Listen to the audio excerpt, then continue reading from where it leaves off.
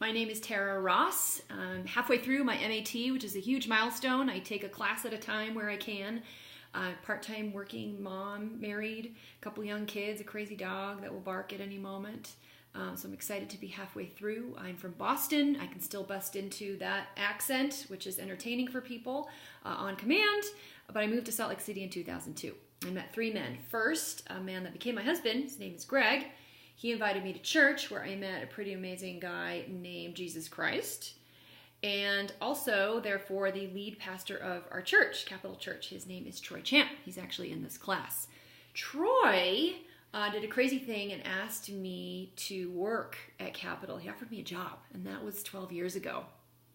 And so I'm a church lady, and I've done, I think, a lot of things that could be on a job description of somebody who works at a church, probably most of them, honestly, except worship. Jesus would have to take the wheel on that one to make that work. But the theme of my work, I think, really has been compassion. When I started, we needed to develop some local and global outreach opportunities for our community. So I was part of the team that launched and still lead our ministry in Eswatini, Africa, with a group of children and adults, sending teams, leading teams, developing missionary relationships, all the stuff of that ministry, which I could talk for a lot more than 3 minutes about. And then for years on and off, now on developing and working with need in our local, I hate the word need, but in our local community. So that's kind of been the theme of my job.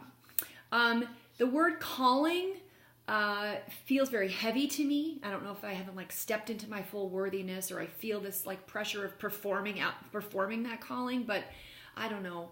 I like soul candy. It's just kind of that sweetest spot that feels especially right and especially aligned with sort of the tenderest parts of your heart, where you feel most used, I guess, by God. So as I reflect on when I first became aware that my little life and its little mess was part of something much bigger that I was going to be able to participate in, of God's purpose for the world, that I, as a follower of Christ, was going to spread his glory and his goodness and his grace in these small ways that were part of a big picture.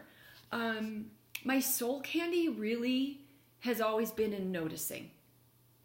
My calling has always been in noticing a need for compassion, for someone who is experiencing spiritual, emotional, or physical, which we all are, poverty in some way.